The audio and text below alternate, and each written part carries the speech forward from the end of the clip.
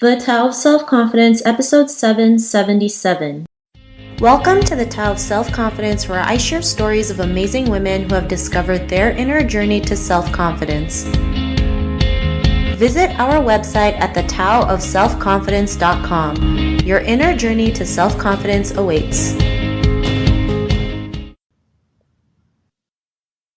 Well, hello, friend. Welcome to the Tao of Self-Confidence, where I share stories of amazing women who have discovered their inner journey to self-confidence. I'm your host today, Sheena Yapchian, and today I have a phenomenal lady on the show today. She is known as the Financial Hype Woman, and I'm really excited to have her on and share her story with us today on self-confidence. So without further ado, I'm going to introduce you to Berna Anat.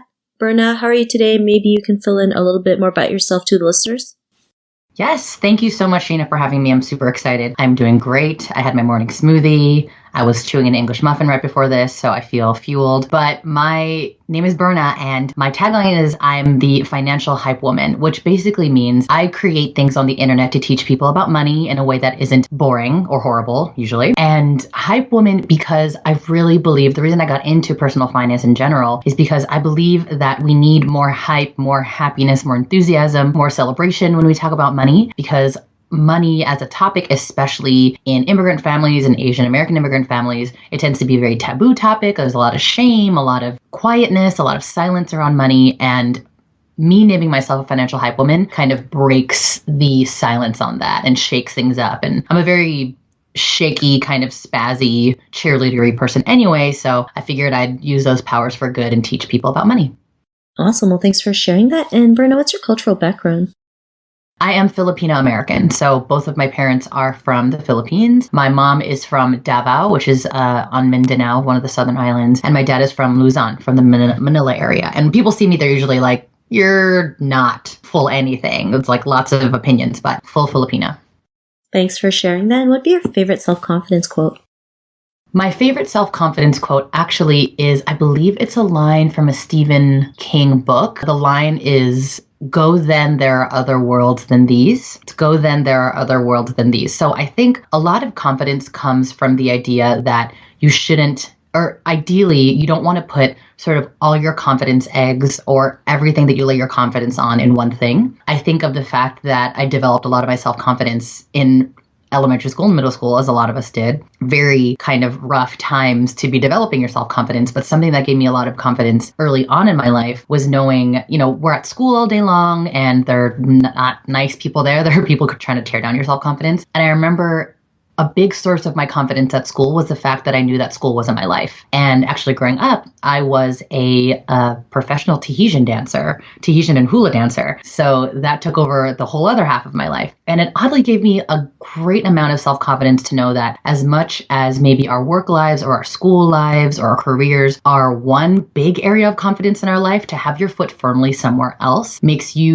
makes the stakes a lot lower and makes you feel like your life is sort of fulfilled and rounded out in that way. So the quote, "Go then, there are other worlds than these," reminds me to not take any one world in my life too seriously and to make sure that my self-worth is spread out amongst a lot of things so that when the bottom falls out of one, I feel confident enough to pick myself back up and kind of fill myself with everything else going on in the other worlds.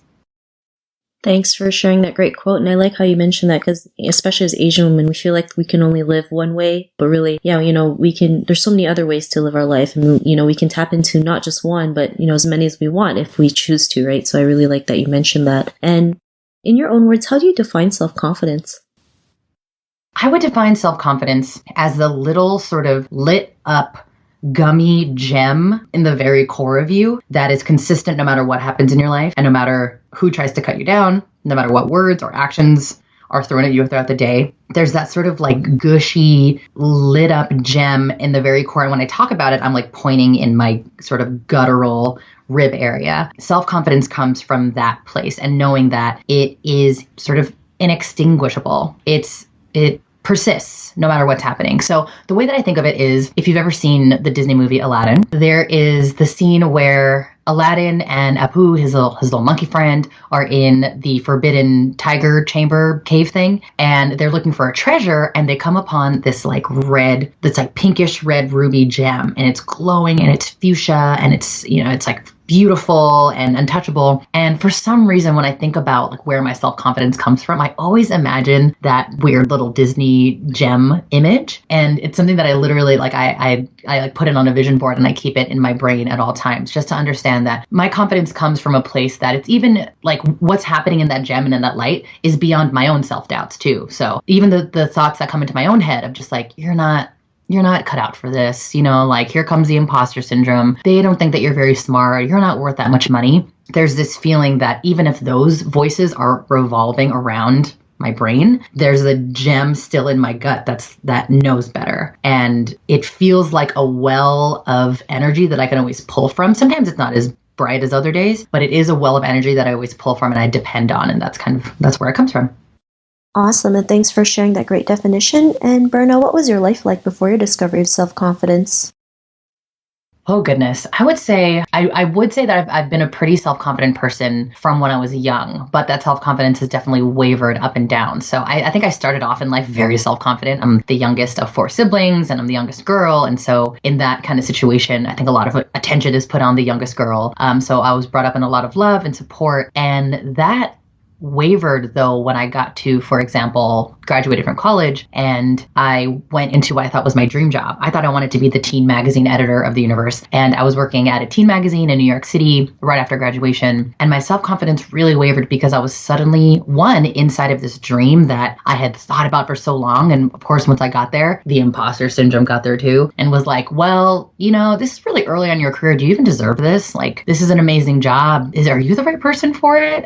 Have you worked that hard to get here? I'm not sure. And then I was surrounded by also very smart, quick-witted, super brilliant women who I was like, I don't know if I measure up to these people. And that's when my sort of self-confidence wavered. And in those moments where I tried to pick myself back up is when I sort of thought of that quote that I was talking about earlier, go then, there are other worlds than these. I got confidence from my success in other parts of my life that weren't my career. So I started building friendships that really fulfilled me. I started dancing a lot. I was doing a lot of dance classes while I was working this really hard job. And the confidence from those other places made me feel like the stakes in my work life where my confidence was really low, those stakes weren't as high anymore. And so being able to balance those things out with other parts of my life helped a lot. And it comes in waves. I mean, I would say right now I'm in a place of not the highest self-confidence in my life because I'm a new entrepreneur and I'm doing this full time and all my, income and my career kind of structure depends on me and my brain, which is full of self-doubts and,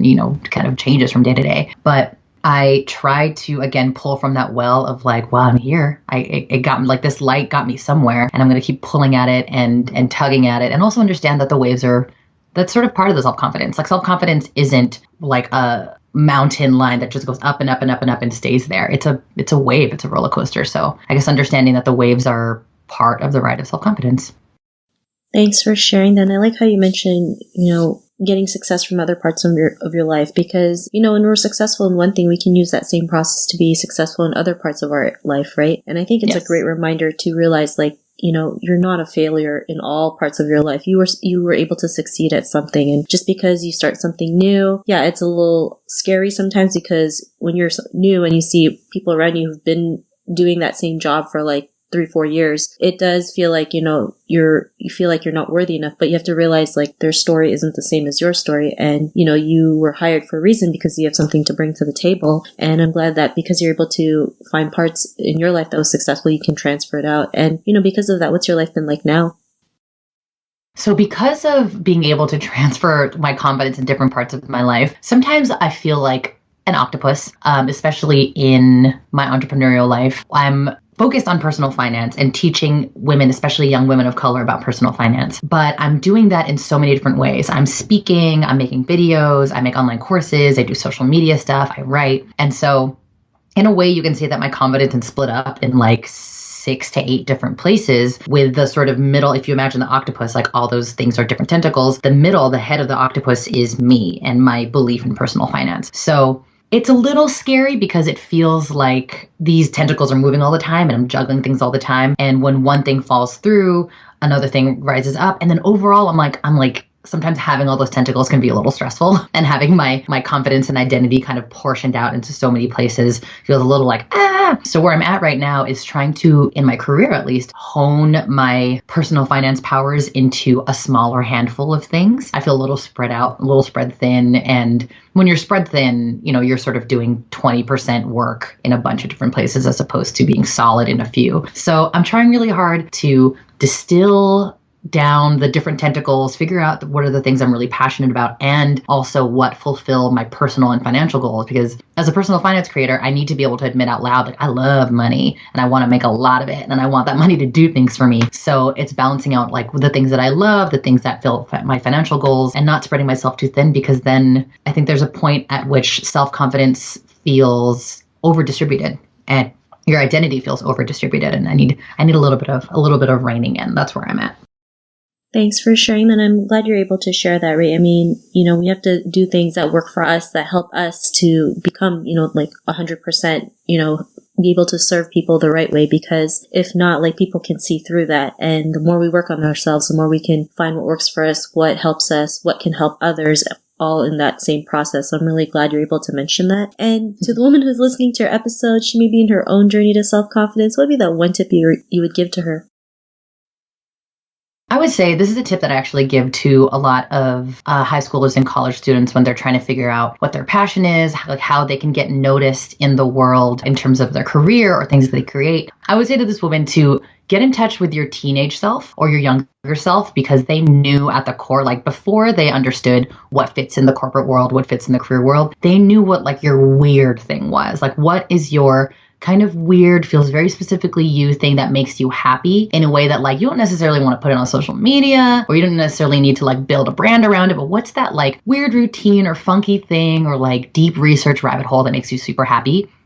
And to incorporate that into your morning routine. So for me, I really love scary stories. I really love ghost stories. I really love haunted things. And so I try to incorporate that into somewhere in my day, if not in my morning, then in my evening, that I like listen to a scary stories podcast. I know that sounds really random, but it just reminds me that I'm a multifaceted person. And it really kind of scratches this very like base itch of myself that like, even if I'm trying to like blow up my career and be all these things, it reminds me that there's like, it matters to sort of feed the inner child in me too. And that's where a lot of my confidence comes from. Another thing is that I love to dance, and I love to like dance by myself in the mirror and like pretend I'm choreographing a music video to like a Saweetie song or something. And so I actually very rigidly incorporate like 1 or 2 dance parties in every morning, and it makes the rest of the day feel so much more playful, so much more fun. And there's like something like this, my inner child just feels taken care of first thing in the morning, and that just boosts my confidence for the rest of the day. I feel a little bit more glowy. I feel a little bit more like whatever happens that day, it's fine, because me and inner child me kicked it this morning and we feel good about it. So pay attention to her. She wants to do some weird stuff, and I think you should give her some time. Thanks for sharing those great tips. And if our listeners wanted to get to know a little bit more about you and what you do and check out some of your work, is there any links or social media profiles we can connect with? Yes, definitely come find me on Instagram. That is where I am the most obnoxious. My Instagram is HeyBerna, HeyBerna. I'm very active on there. And you can also catch my free newsletter at heyberna.com.